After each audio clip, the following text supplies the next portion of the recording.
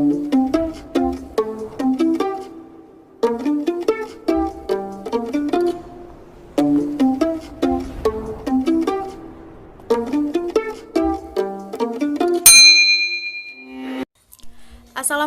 warahmatullahi wabarakatuh. Perkenalkan, nama saya Melsa Elbi, NIM 1930 5010 82. Di sini saya akan menyampaikan sebuah materi yang berjudul Interaksi Psikologi Dai dan Mad'u.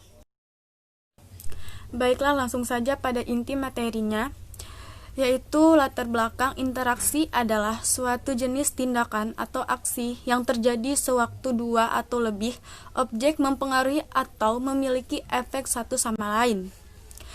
Ide efek dua arah ini penting dalam konsep interaksi, sebagai lawan dari hubungan satu arah pada sebab akibat. Kombinasi dari interaksi-interaksi sederhana dapat menuntun pada suatu fenomena baru yang mengejutkan. Interaksi psikologis diartikan sebagai suatu bentuk hubungan antara dua orang atau lebih, di mana tingkah laku seseorang diubah oleh tingkah laku orang lain. Perubahan tingkah laku tersebut terjadi melalui dorongan antar pribadi dan respon antar pribadi yang bersifat biologis. Proses tersebut berlangsung timbal balik, di mana masing-masing bertindak dalam keseluruhan proses yang mempengaruhi atau mengakibatkan orang lain juga bertindak.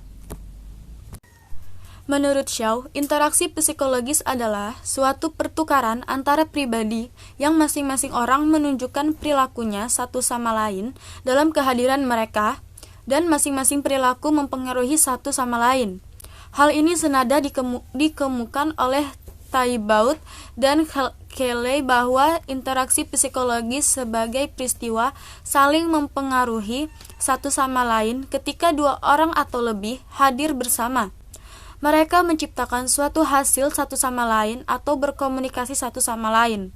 Jadi dalam kasus interaksi, tindakan setiap orang bertujuan untuk mempengaruhi individu lain.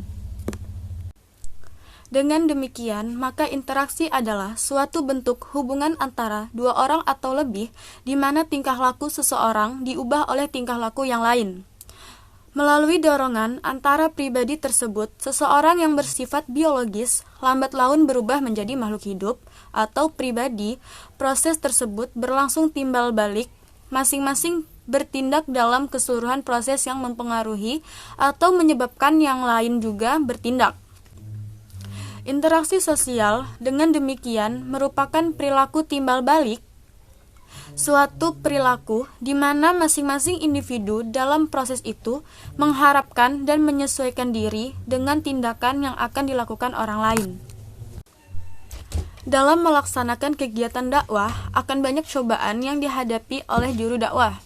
Oleh karena itu, kepribadian seorang dai berperan penting dalam keberhasilan proses dakwah. Untuk itu, orang yang berdakwah harus memiliki sikap mental yang baik, dan ini harus betul-betul terrealisasi dalam kehidupannya sehari-hari. Sikap mental ini antara lain sebagai berikut. Yang pertama, memiliki kecintaan kepada ajaran Islam, sehingga dalam kapasitasnya sebagai seorang dai, seorang telah merealisasikan pesan-pesan dakwahnya dalam kehidupan nyata. Bila tidak, terdapat hambatan psikologis untuk diterimanya. Pesan-pesan dakwah oleh mad'u bahkan bisa mengakibatkan hilangnya kewibawaan seorang dai dan di hadapan Allah Subhanahu wa taala. Ia mendapatkan kemurkaannya.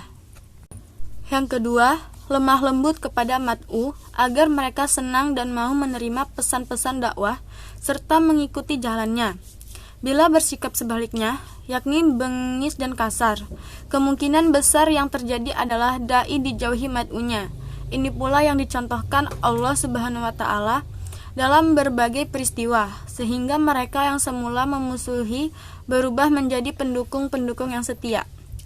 Dan yang ketiga, bersikap sabar dan optimis dalam dakwah, menggunakan cara yang baik dan benar dalam berdakwah, sehingga secara psikologis dakwah akan mendapat simpati mereka yang semula tidak suka dan tidak ada alasan untuk menuduh para dai dengan tujuan yang tidak benar.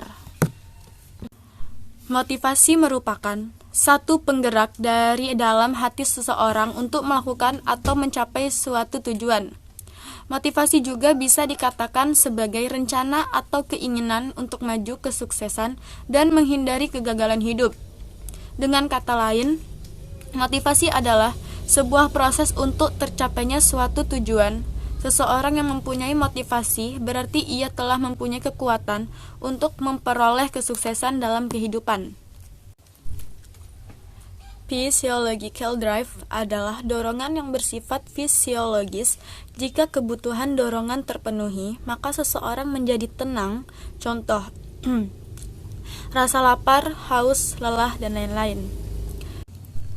Social motive adalah dorongan-dorongan yang ada hubungannya dengan manusia lain dalam masyarakat seperti dorongan estetis, dorongan ingin selalu berbuat baik atau etika.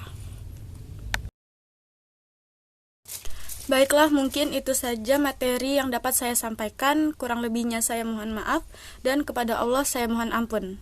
Saya akhiri, wabillahi taufiq wal hidayah. Wassalamualaikum warahmatullahi wabarakatuh.